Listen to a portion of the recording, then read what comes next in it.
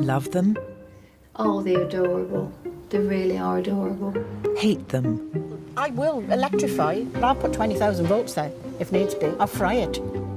Cuddle them? What, a little friend? Eh? They like company. They know we're helping them. Kill them?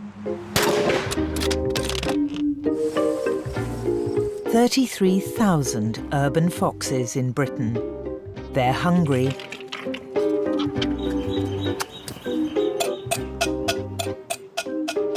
They do love a chicken dinner. Hey, look at the poor devil. Just for a fox to have a bit of fun. Fox haters, huggers and hunters. A nation divided.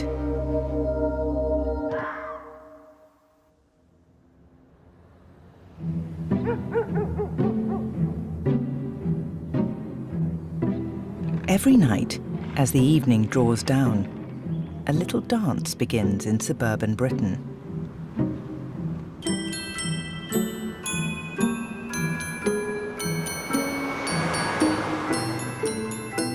Our towns are providing rich pickings for an ever bolder fox population. I'll throw it round the lawn a bit, because then they'll stay longer as they have to collect it. Looks like a fox feast. It's a foxy feast. It's quite a lot of food going out there, Louise. Not really, not for 4 or 5 foxes. Foxes started colonising the newly built suburbs around our cities in the 1930s. You can see why. Others have a very different sort of evening planned.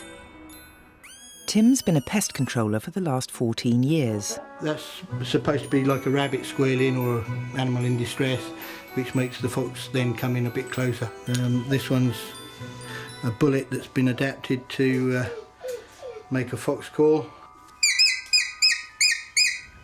An hour later, Louise's house. They're on the path, too. 10 o'clock with Tim. Big gun, Tim. Yeah, it's nice and light. It's a .223 calibre.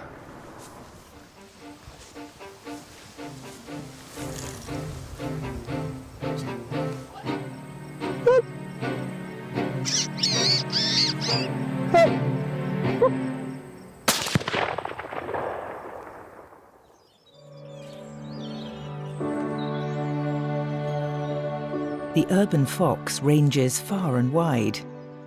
He does love to leave his mark. It's the smell. It's bad. Oh, God. I could ask you to put your nose into my bin there, but I think it might result in your dinner coming back up. Oh, it's appalling. Oh, I've never smelt anything like it. Trying to get into your cat... My cat flap, yeah, It's broken the cat flap. Janet's neighbour, Crystal. I tried to get through the cat flap. See, and the next door neighbour as well. I love my garden because it's my stress outlet. You know, it's sheer enjoyment to see what I've done over the years. Opening the front door in the morning and smelling it, and then having to kind of come down, you know, with a shovel, wrapping it up in paper. How do you think I feel about it? So whereabouts does it go? Well, I can tell you where it shits every day. As you can see, by the state of the grass.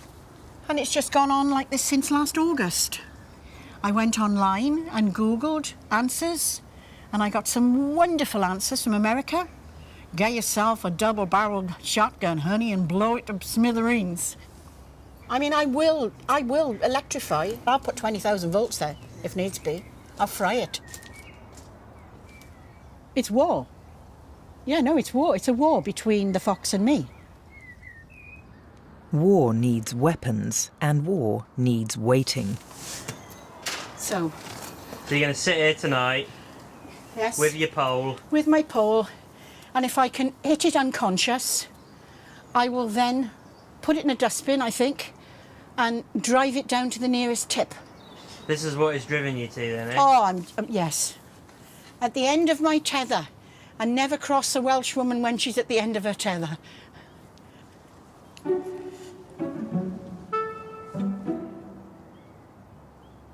This is definitely Dad's army. No guns, a curtain pole.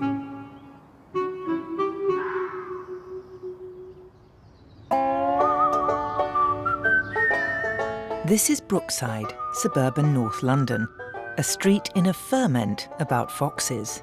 We can't put poison down, can we? Because we can't afford to kill cats.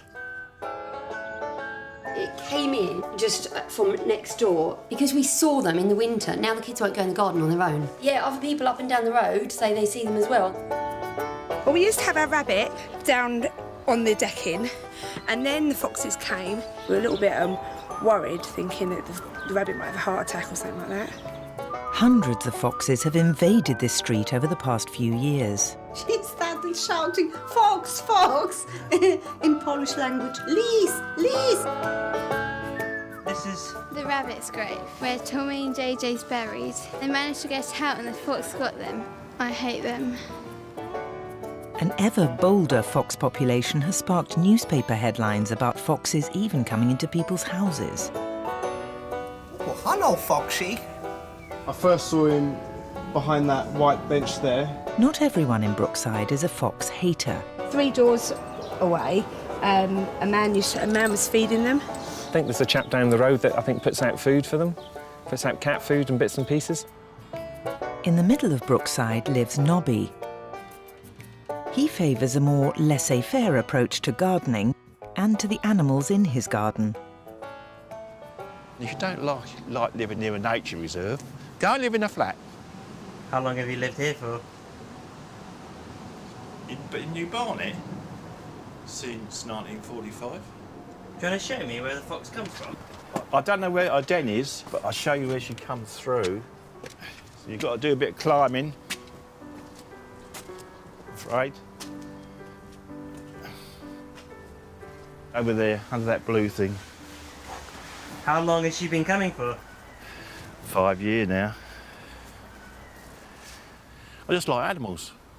You name it, I've had it, you know. Used to collect butterflies and stuff like that, and birds' eggs, and all my life is all I've done. And work. I mean, I do the lottery occasionally, and if I ever won millions, I'd just buy as much land I could and put a big fence around it and turn it into a nature reserve and keep everybody out. 20 houses downwind of Nobby lives Sophia.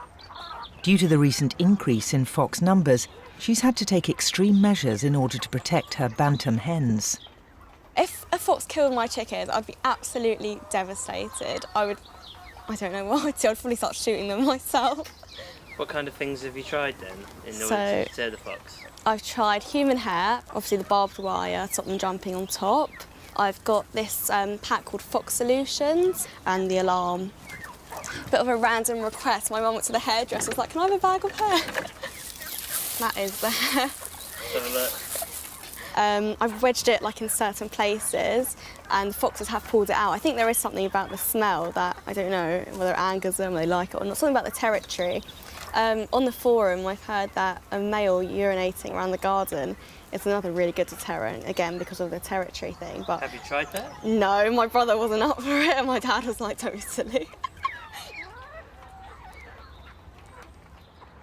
Evening brings out Brookside's other population. This is Fox want our dinner. Come on in, girl. Come on in. Come and have your din-din. Come on in. Nice dinner, come on. Come quick. You must talk to animals, otherwise they don't respond to you. She's about 5 years now, that one. She'll go off and she'll bury it. There's a lot of people around here are saying, you and your foxes are making a noise and they're digging holes in my garden and they're doing this, and I just tell them to go boil their head. Takes two to tango. If she wants to be friendly, I'll be friendly.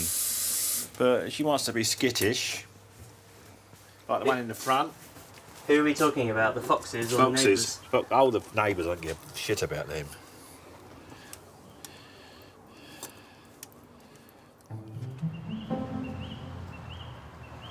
Foxes can live for up to 14 years, but most urban foxes live only 2 years due to traffic accidents. And give that a bang, and then it makes him come.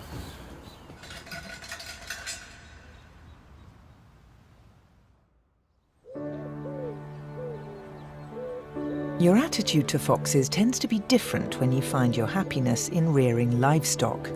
How long have you been here for? 14 years now. It's a little bit of heaven. It's the best bit of heaven. It's small, it's handy, it's close, and nobody knows it's here.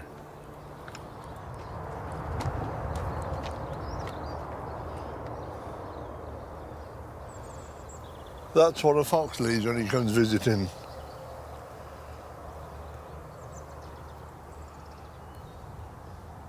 And he didn't take any. He killed 36. If he was hungry and he killed one, I'd say good luck to you. But he killed 36 and never took one. So that is just a pure killer. A flock like this costs around £300. It's money which Tony can ill afford. That's what you see when you come in first thing in the morning.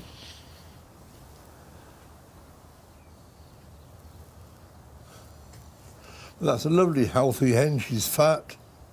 She was laying every day. Now look at the poor devil. Just for a fox to have a bit of fun. And what do I do with these? Tell one of these people what love foxes to come and put these in a sack now, and what do I do with them? The fox doesn't really just kill for the sake of it. He'll be back for the chicken carcasses. And Tony will be waiting.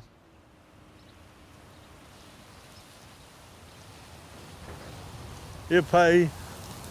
It may take time, but he will pay.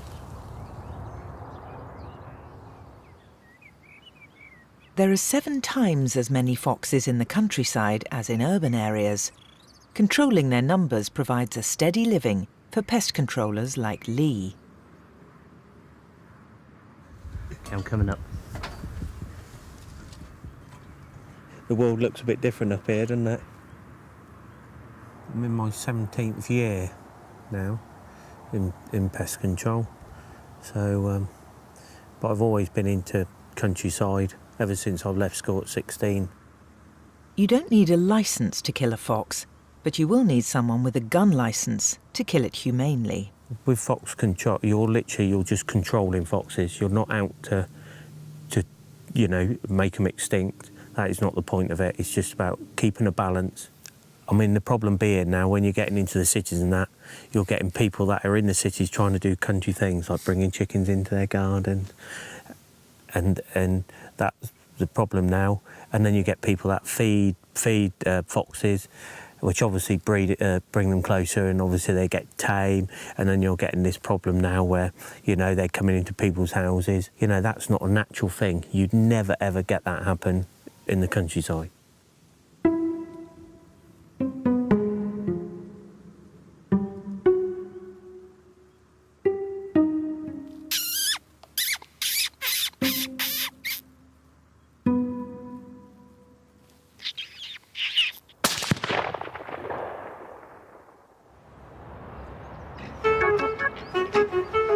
Not all pest controllers think you can only control foxes by shooting them. Meet Foxagon, who expound their own theory of humane pest control. What these nasty people seem to forget is all this that we see around us at the moment. This beautiful landscape with its vast variety of flora and fauna all runs in balance and harmony. And if you start taking out what you don't like, the squirrels, the foxes, the badgers, then you end up with nothing. The team are one of the few humane pest controllers in the UK. Terry and Graham specialise in evicting and moving on foxes rather than destroying them. People do have a perverse like of killing animals for whatever reason, and conventional pest controllers, shoot them on a regular basis. Shoot, 5 and 6 a day. We worked out that not last year but the year before, we probably saved indirectly the lives of 500 foxes. A call comes in from West London. Foxes have built a den under a garden shed and are kicking up a racket at night. big garden shed full of belongings. They're going in down the front edge, coming out at the back edge.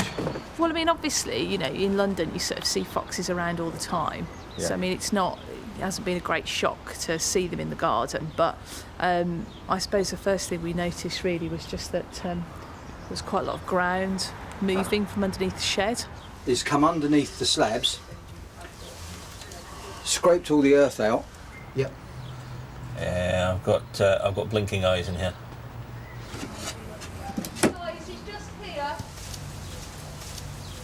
That may have been one trying to come back in and gone out again. What, just now? Yeah.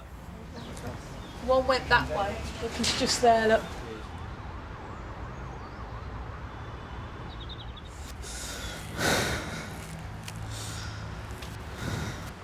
A fox tends to have about 5 cubs a season. Terry and Graham's approach is to encourage them to move somewhere where they're not being a nuisance.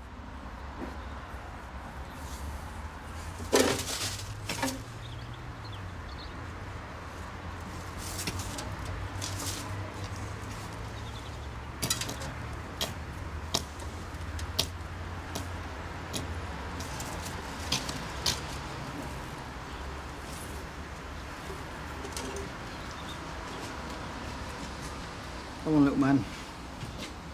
A little boy.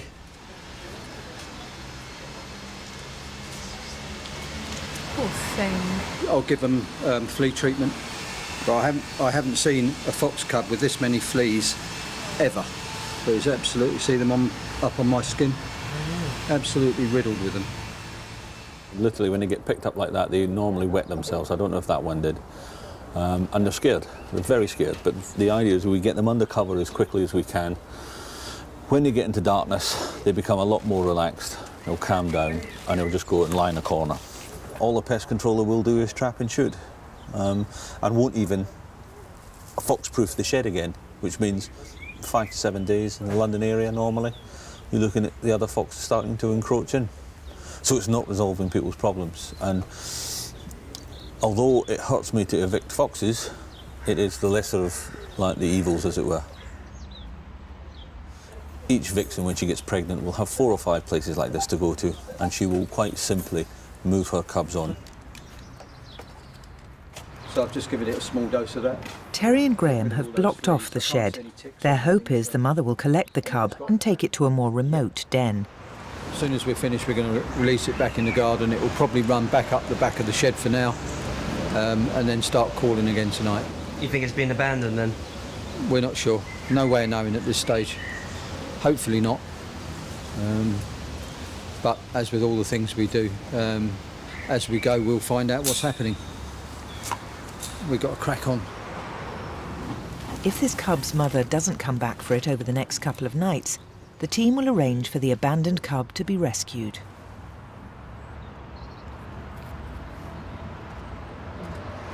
Being in that carrier for a few hours, he's now got somewhere where he's going to feel a little bit secure. It's going to go quiet. He's going to calm down, and hopefully that's the end of the job.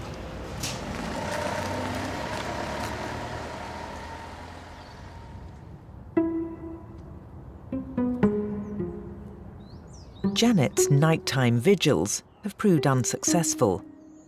Coming back from holiday, her nostrils are twitching.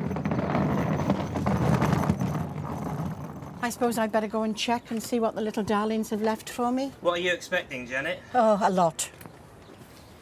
They, you know, just because I've been on holiday, they won't have been. Oh. Don't step in it. 3, 4. I've tried to block every, access point. Oh. If the wind's in the right direction, I think I said to you once before, you can open the front door, and if the wind is blowing, in this direction, it just makes your eyes water.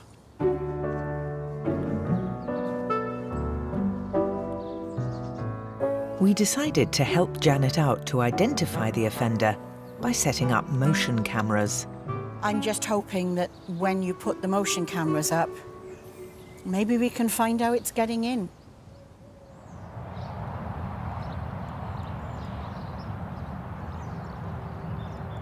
Tony's also been unsuccessful with his nights with the gun. We waited 7 days, and on the eighth day we had a night off, and on the 8th night he came back and took 8 chickens. This isn't killing, this is murder.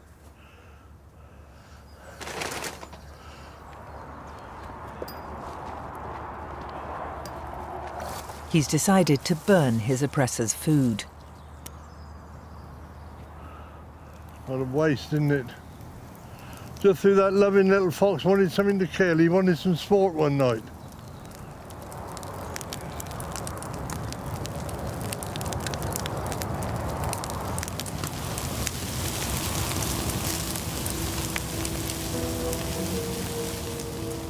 A chicken roast, but not in a good way.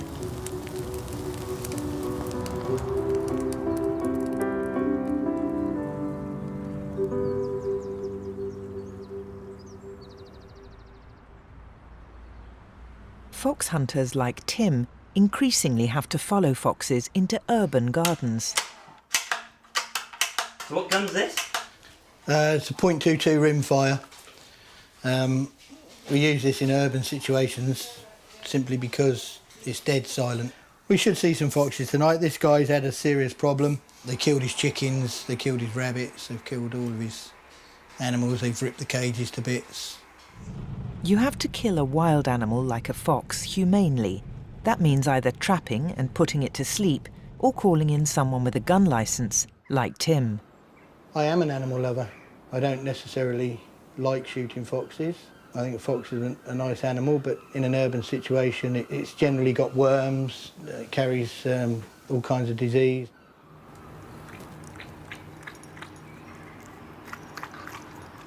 Yeah, it's only to slow the foxes down in case they come out and they run across from one side to the other, just so we get them, so their head's down, so we get a correct shot on them. We actually shot 6 here one evening and 4 the next. 10 foxes in 2 days.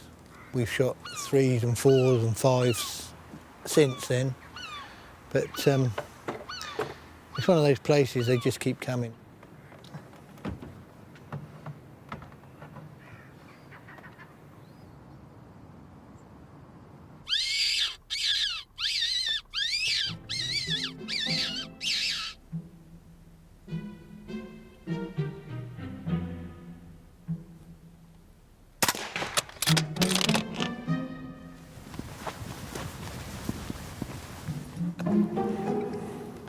A job done.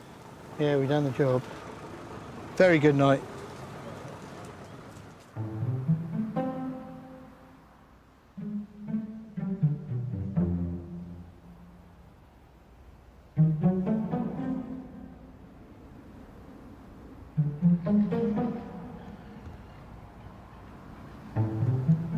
Urban foxes often live off a diet of food scavenged from dustbins and discarded takeaways, none of which are in Sophia's garden. I didn't know whether it was a happy cluck or a scared cluck. Usually they cluck a lot when they lay an egg. They were scared, so I ran to the window and the fox was just like sitting there looking at them. Although there are already an abundance of foxes, I think by feeding them makes them less scared of humans. How do you think you would feel if you lived next door to Nobby? I think I'd call the council. I definitely do that. Yeah, I'd be upset, I think. If you're going to have silly enough to have chickens and you're not going to keep them well locked in or what have you, you deserve something to take them.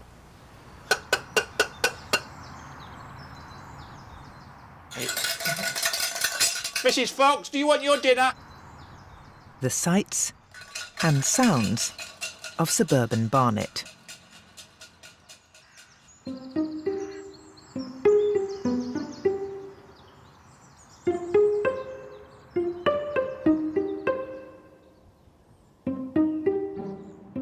The urban fox provides hours of harmless entertainment for thousands of suburbanites. Oh, they're adorable. They really are adorable. And how anybody can hurt them, I'll never know.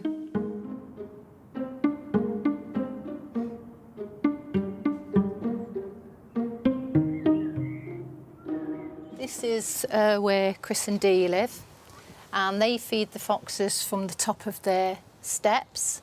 Normally, the foxes come out about 9ish in the evening and then just run all over the place. All normally get round the bowl together if they can. They go across to Bob and Joyce's over the road. Okay. And again, they go there about between 9 and 9:30ish in the evening and get their supper from there. Every night, Fox frolics. Entranced householders.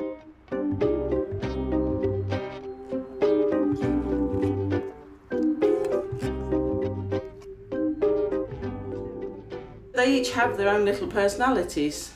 You know, there's the one he sits at the back and waits till the others are finished because he's a bit scaredy cat, isn't he, really? Scaredy fox. And you can tell the other one is a bit more a male alpha, and he's sort of like, I'm having that, get out of the way. I just think They're just animals are They're just not fascinating. animals just need feeding like anyone. Yeah, you can't ask them any questions. You can only learn from watching what they're doing. At number 2, Fox TV.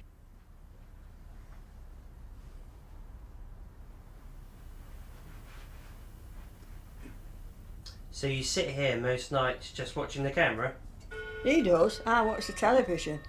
He watches them. He watches that more than he watches that. Well, half that stuff on telly's not worth watching anyway. I came home the other night and I said, what's the matter with the television? He said, nothing on it. It's been more interesting watching boxers.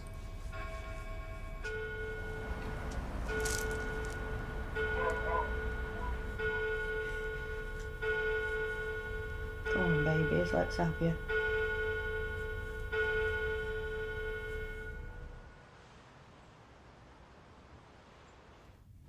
Right, let's go and get it organised.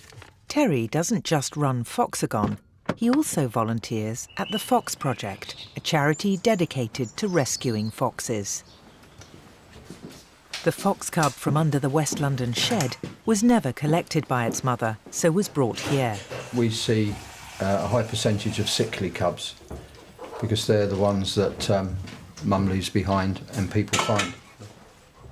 So he was rescued by one of our volunteers and brought in.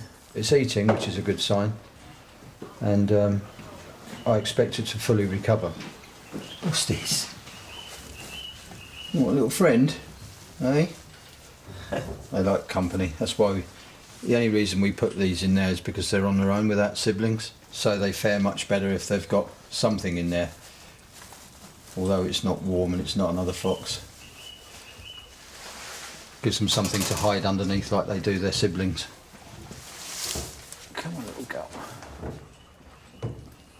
They tend to take treatment in their stride. It's almost as if they know we're helping them. Not all of them, but majority of them. The fox has always been demonised. I don't know why. It manages to live amongst us quite successfully without causing us any grief, really. Or occasionally it might make a mess in our garden. How is it treating a fox like that? How does it make you feel? Like I'm some use, I suppose. Being able to treat something that you know wouldn't otherwise have got any medical help when it's got a serious condition makes you feel like you're doing something useful in society, I guess. Pleases me anyway.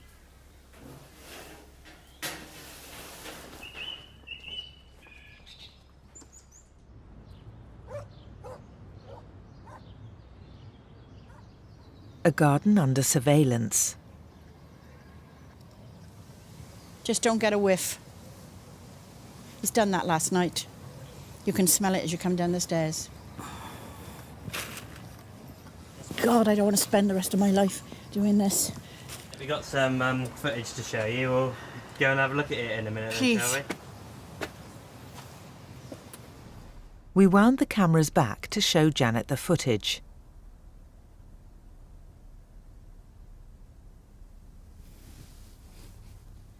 Next door's cat, our ginger moggy.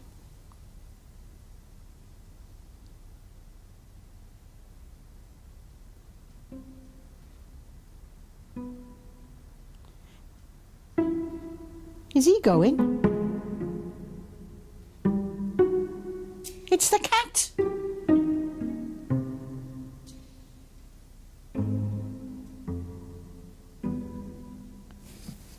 So it's not a fox, it's the cat. Wow. Well, it's got to be. But I didn't think a cat could give out big lumps like that. The two neighbours think it could have been a fox in the past, but for now, it's a cat on camera. While the urban fox makes a fine living out of dustbins, the rural fox is more red in tooth and claw. In the countryside, you've got a very cunning and wily animal in the fox. It's different to a town fox, and there's nothing realistically, apart from dispatching of a fox, you can do to sort the problem out. We've lost one lamb, which has obviously been taken by a fox, and picked up a sort of dismembered lamb, which was half eaten by the fox. So I've got no option but to get someone in, responsible person, to sort this problem out. Come nightfall, Lee has an appointment with the fox. Let's get a bit of clothing, because it's going to be cold, I reckon. We'll go and see if we can call this problem fox. Lee's not someone to glory in shooting foxes. For him, it's a job, one which he does as efficiently as possible. If you're shooting at something live, you want to kill it. You don't really want to wound it. You want to make something as humane as possible. So that's what we do. Have the right kit for the job. It's a very essential piece of kit, the night vision. We shot hundreds of foxes where you just will not shoot them on a lamp. You can't even drive into the farm without the fox.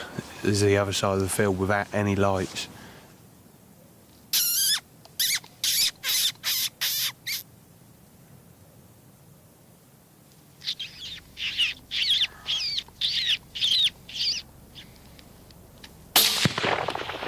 In the last 10 years, which I was really doing it serious, I've probably shot 2,000, 2,300, something like that, in the last 10 years. Good shot, very good shot. I mean, Lee's exceptional with a rifle. That must have been looking straight at Lee. That must have been, he shot sort of straight in the neck, sort of face on. We'll take this one back and see if we can spot a few more. I expect we're going to see a few tonight. Hopefully get the one that keeps killing our lambs. He's just texted us about half an hour ago to say that he's just checked the lambs before he goes to bed and he's seen one out there, so hopefully he's not scared it and we'll get it for him. It can cost up to £200 per fox kill, but it's not easy money for the hunter. It can take many hours of stalking through the night. This is the most important fox of all. This is where we just seen a fox across here somewhere. This literally where the lambs have been attacked is literally sort of 250 metres down here. Right. And we've just seen a fox laid out in the corn down the bottom here, which we're going to see if we can get a little bit close to it.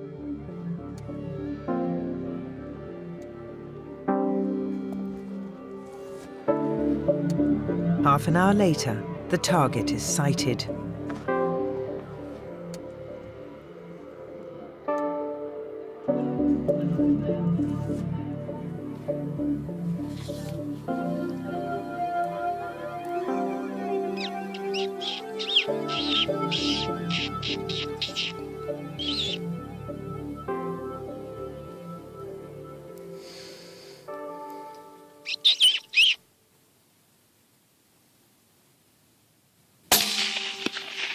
There you go. Did you hear the strike? Yeah. Brilliant. Well, could that be the problem one?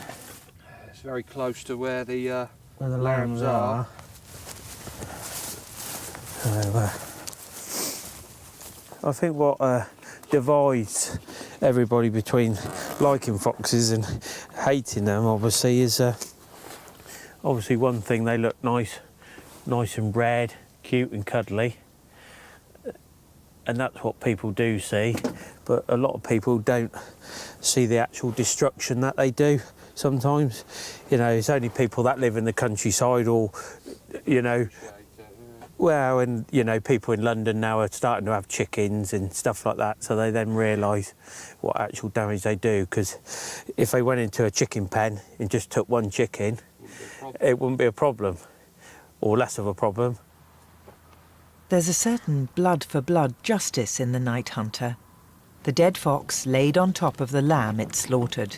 Like the farmers like to stroke, basically, to touch or see, makes them feel better. Knowing it's dead, basically.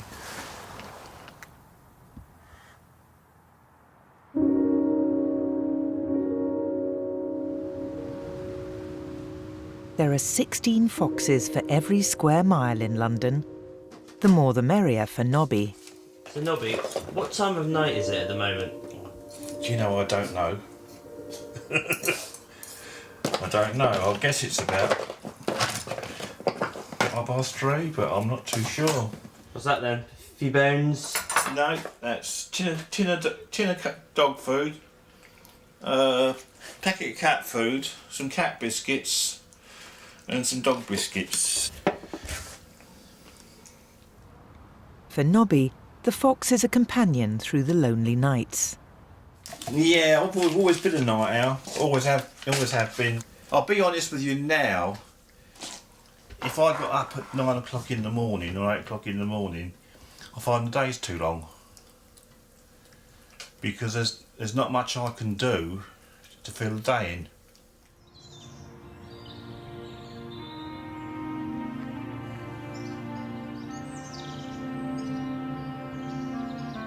Who's going to win in the end then, do you think? Oh, The people or the foxes? Oh, the foxes will win. I mean, what can they do about them? They can't shoot them, they can't poison them. You can't drive them off because more will come in. And they just have to live with them, I'm afraid.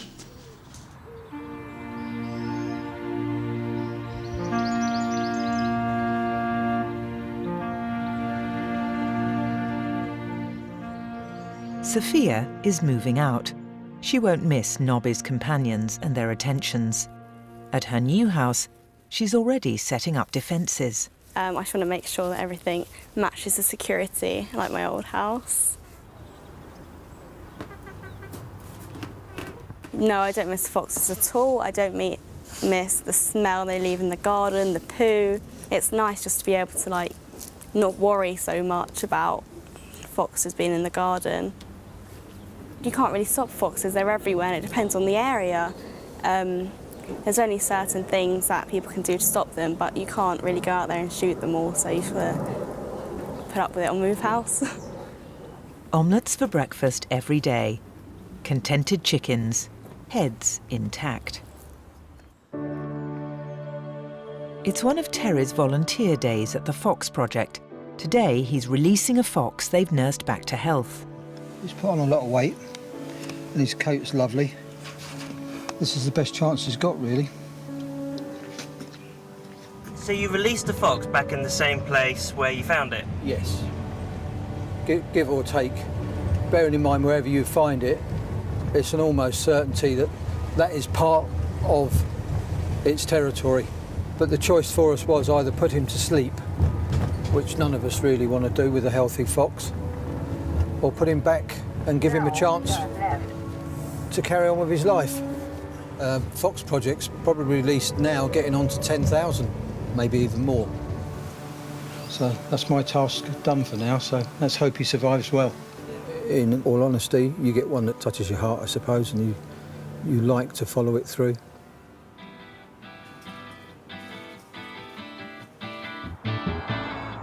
Good news for Tony. New chickens in the hen house.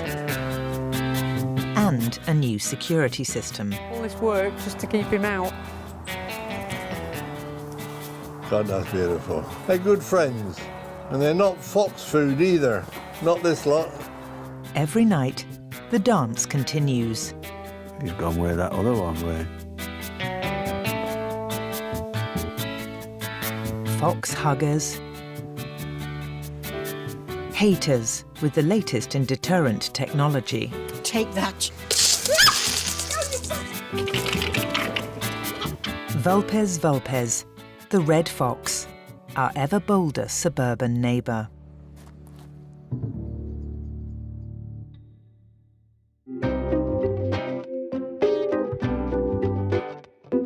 If you discovered an enormous sum of money, what would you do? Billy Bob Thornton and Bridget Fonda find temptation hard to resist next on BBC One, but a simple plan can go awry.